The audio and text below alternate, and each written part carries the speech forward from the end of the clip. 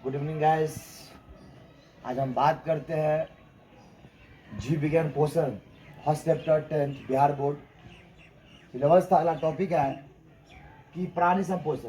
Gas पहले बात करते हैं, जो इस यूट्यूब पे आप नए आए हैं इसका चैनल सब्सक्राइब कीजिए, सपोर्ट कीजिए और इस क्लास को देखिए। इसका टॉपिक है आज का कि प्राणी संपोषण क्या है।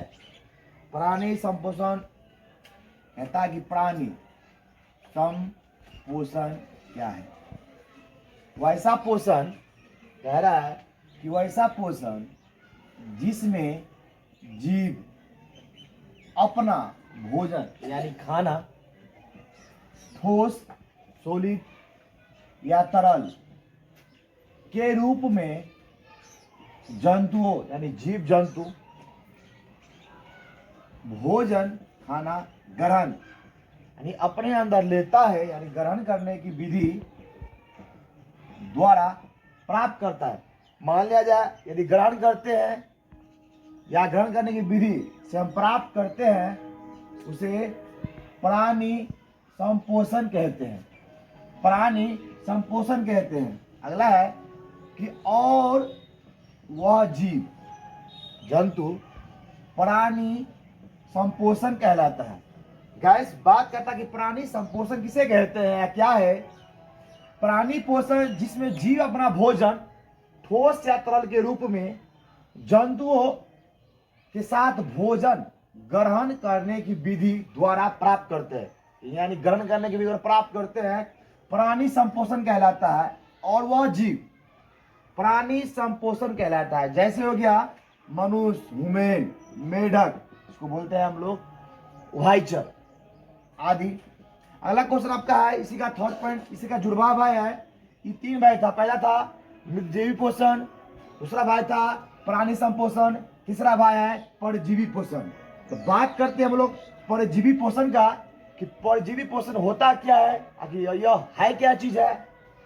तो वैसा पोषण, ध्यान दीजिएगा, वैसा पोषण जीव दूसरे प्राणी यानी अपने में अलग प्राणी के संपर्क में यानी अटैच होना में रहकर खुद से अपना भोजन यानी खाना प्राप्त करते हैं। यह कह रहा है परजीवी पोषण। इसका फंडा है कि वैसा पोषण जिसमें जीव शरीर दूसरे प्राणी यानी किसी के अंदर रहकर अपना भोजन प्राप्त करता है, यानी अपना खाना बनाता है या बनाने की प्रक्रिया है, जो भी समझ लीजिए, तैयार करता है, परजीवी पोषण कहलाता है। गैस इसका 3 टाइप्स था। पहला था मृतजीवी पोषण, उसी का जुड़वा भाई था प्राणी संपोषण, इसी का तीसरा भाई था परजीवी पोषण। हम लोग बात करते हैं परजीवी पोषण का। यह कहता है कि वैसा पोषण जिसमें जीव दूसरे प्राणी के संपर्क में रहकर खुद से अपना भोजन प्राप्त करते हैं, परजीवी पोषण कहलाता है। जैसे हो गया गोल कृमि, नाम है मलेरिया, आप लोग नाम सुने होंगे, इत्यादि। अगला इसी का है, चलते हैं इसी टॉपिक में। ऑब्जेक्टिव क्वेश्चन लेके कहता है कि छोटी आंत में भोजन खाना पाचन डाइजेस्टिव सिस्टम पूर्ण होने के बाद यानी होने के बाद वह क्या कहलाता है। आंसर चायल। इसका नाम है कि छोटी आंत में भोजन का पाचन पूर्ण होने के बाद वह क्या कहलाता है, तो चाइल्ड। अगला क्वेश्चन आपका है कि कोशिका के लिए बोले तो सेल किस भाग में सजीवों यानी जो आदमी या मनुष्य जो भी समझिए जो सांस लेता हो सजीव उसे बोलते हैं, सारे गुण यानी ऑल डिपार्टमेंट मौजूद रहते हैं या मौजूद रहते हैं, बात बराबर है, कोई बड़ी बात नहीं है, मौजूद रहते हैं, उसे क्या कहते हैं। आंसर होगा जीव द्रव्य। अगला क्वेश्चन आपका है कि अमीबा में भोजन यानी खाना का पाचन यानी पचना किस अंग से होता है। कहता है कि अमीबा में भोजन का पाचन किस अंग से होता है। आंसर आपका है भोजन राजधानी से। यदि गाइस कोई तरह दिक्कत हो, वीडियो में कोई प्रॉब्लम हो तो आप कमेंट कर सकते हैं और अपना मैसेज हो सकते हैं। कोई दिक्कत कोई समस्या आपको PDF कमेंट बॉक्स में मिल। बेस्ट रिटेन गुरु MFZ में आपका स्वागत है।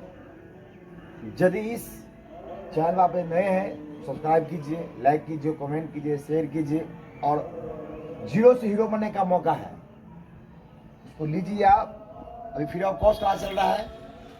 अगला क्वेश्चन इस टॉपिक का है कि जय प्रक्रम क्या है। अति लघुत्तरीय प्रश्न।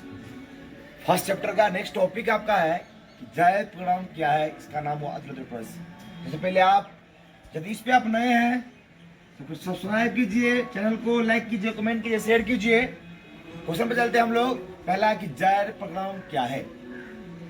वे सारी क्रियाएं, क्रिया बोले तो काम करने की क्रिया, जिसके द्वारा जीवों का अनुरक्षण होता है यानी देखभाल होता है, उसे जय प्रक्रम कहते हैं या जय प्रक्रम कहलाता है। अगला क्वेश्चन आपका था कि बहुकोशिकीय जीवों में ऑक्सीजन यानी O2 की आवश्यकता विसरण द्वारा क्यों नहीं पूरी हो जाती है। क्वेश्चन कह रहा है आपका कि बहुकोशिकीय जीवों में ऑक्सीजन की आवश्यकता विसरण द्वारा क्यों नहीं पूरी हो जाती है। इसका आंसर है कि बहुकोशिकीय जीवों में की सारी कोशिकाएं, कहता है कि बहुकोशिकीय मतलब अनेक सारी कोशिकाएं, जीवों की सारी कोशिकाएं अपने पर्यावरण यानी इन्वायरमेंट के सीधे संपर्क में आकर यानी डायरेक्ट नहीं रह पाती है, बोले तो नहीं रह पाती है, जिसके कारण ऑक्सीजन यानी O2 आकृति आकार विसरण द्वारा पूरी नहीं हो पाती है। कहता है अगला क्वेश्चन आपका कि बहुकोशिकीय जीवों में ऑक्सीजन की आवश्यकता विसरण द्वारा क्यों नहीं हो पाती है। इसका मतलब हुआ कि बहुकोशिकीय जीवों की सारी कोशिका यानी पूरा कोशिका अपने एनवायरनमेंट के सीधे संपर्क में नहीं रह पाती है यानी अटैच नहीं हो पाती है, जिसके कारण ऑक्सीजन आकृति विसरण द्वारा पूरी नहीं हो पाती है। नेक्स्ट क्वेश्चन आपका है कि जीवों में पोषण की प्रमुख विधि या कौन सी है। पहला था कि जीवों में पोषण की प्रमुख विधि कौन सी है। स्वपोषण और परपोषण। आंसर है स्वपोषण और परपोषण। फिर अगला क्वेश्चन आपका है कि हरे पौधे, जो पौधा हरियाली हो, में किस प्रकार पोषण पाया जाता है। हरे पौधों में पोषण किस प्रकार पोषण पाया जाता है। आंसर है स्वपोषण, बोले तो स्वपोषण। फिर अगला क्वेश्चन आपका है कि जंतुओं में पोषण की कौन सी विधि पाया जाता है। कह रहा है क्वेश्चन आपका कि जंतुओं में पोषण की कौन सी विधि पाई जाती है या पाया जाता है। आंसर है परपोषण, बोले तो परपोषण।